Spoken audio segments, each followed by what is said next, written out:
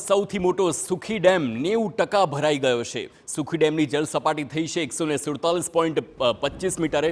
સુખી dam ઉપરવાસમાંથી 30,000 cusec પાણીની આવક છે અને ડેમના 6 દરવાજા 80 સેન્ટીમીટર જેટલા ખોલવામાં આવ્યા છે। તો ભારાજ નદીમાં છોડવામાં આવ્યું છે 15,000 ક્યુસેક પાણી। નદીમાં પાણી છોડાતા કાંઠા વિસ્તારના લોકોને એલર્ટ કરવામાં આવ્યા છે।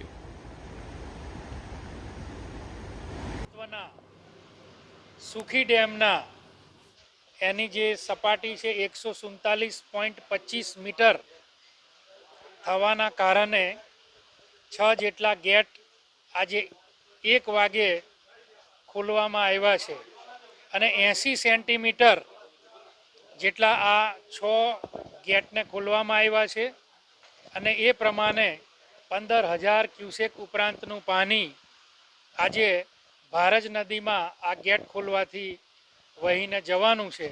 છોટાઉદેપુર જિલ્લામાં છેલ્લા 3 દિવસથી અવિરત જે વરસાદ થઈ રહ્યો છે તેને લઈને નદી નાળાઓ તો છલકાય છે, સાથે સાથે જિલ્લાનો સૌથી મોટો કહેવાતો આજે સુખી સિંચાઈ યોજનાનો જે ડેમ છે તેની અંદર 90% ભરાવો થતા આ જે ડેમના 6 જેટલા જે દરવાજો છે તેને ખોલી દેવામાં આવ્યા છે। સુખી ડેમની અંદર 30,000 ક્યુસેક પાણીની આવક છે, ત્યારે 15,000 ક્યુસેક પાણીની જે આવક કરવામાં આવી રહી છે। આ જે ભારત નદી છે એ ભારત નદીમાં આ પાણીનું વહન કરવામાં આવી રહ્યું છે। ભારત નદીની અંદર પાણી છોડાતા કાંઠા વિસ્તારના જે ગામો છે તેને હાઇલાઇટ કરવામાં આવે છે, નીચાણવાળા જે વિસ્તારો છે તેને હાઇલાઇટ કરવામાં આવે છે। મોટી બેજ, ખાંડિયા, અમાદર, હુડ, વદેશિયા, મોટી રાસલી, સિથોડ, ડુંગરવાડ, કોલિયારી, ગંભીરપુરા, લોઢણ, ઘૂંટણવડ, પાણિયા, સજોડ અને સિયોદ ગામના લોકોને નદી કિનારે નહીં જવા માટેના તંત્ર દ્વારા આદેશ પણ કરવામાં આવ્યો છે।